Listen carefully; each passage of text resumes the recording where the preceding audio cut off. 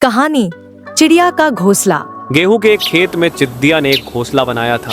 चिद्दिया ने उसमें अंडे दिए। कुछ ही दिनों में अंडों से बच्चे निकल आए। चिद्दिया अपने बच्चों के साथ रहती थी। वह दिन भर दाना चुगती और शाम को आकर अपने बच्चों को खिलाती। एक शाम को जब चिद्दिया लौटी तो उसे बच्चों ने बताया कि आज किसान आया था। वो कह रहा था कि कल अपने बेटों को भेजेगा इस फसल को काटने के लिए, तो हमें अब ये जगह छोड़ कर चले जाना चाहिए। चिद्दिया ने बच्चों से कहा, निश्चिंत रहो, कल कोई नहीं आने वाला। अगले दिन सचमुच कोई नहीं आया। इस तरह कुछ दिन बीत गए। एक शाम फिर जब चिद्दिया अपने घोंसले में आई तो बच्चों ने बताया कि आज फिर किसान आया था और कह रहा था कि कल वो मजदूरों को फसल को काटने के लिए भेजेगा। चिद्दिया ने फिर वही कहा कि कल कोई नहीं आने वाला। अगले दिन सचमुच कोई नहीं आया।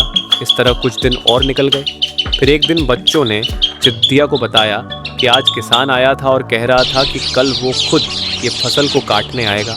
चिद्दिया ने अपने बच्चों से कहा कि अब हमें ये घोंसला छोड़ देना चाहिए। चिद्दिया ने तब तक पास के पेड़ पर अपना घोंसला बना लिया था। वो बच्चों को वहाँ लेकर चली गई। अगले दिन चिद्दिया के बच्चों ने देखा कि किसान आया और उसने फसल काट डाली।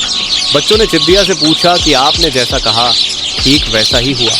आपने जब कहा फसल काटने कोई नहीं आएगा, उस दिन कोई नहीं आया, और आपने जब कहा आज फसल काट दिया जाएगा, उस दिन फसल सचमुच कट गया। चिद्दिया ने अपने बच्चों को बताया कि जब तुमने कहा कि किसान आज खुद फसल काटने आएगा, मैं समझ गई कि किसान अब दूसरों पर निर्भर नहीं है, इसलिए वो आज ये काम करके ही रहेगा। इसके पहले किसान अपने बेटों पर, मजदूरों पर निर्भर था, इसलिए मैं निश्चिंत थी। बहुत से काम ऐसे होते हैं जो आपको खुद ही करने पड़ते हैं। अपने जरूरी कामों के लिए दूसरों पर निर्भर रहना छोड़ दें, नहीं तो किसी दिन आपका बड़ा नुकसान हो सकता है।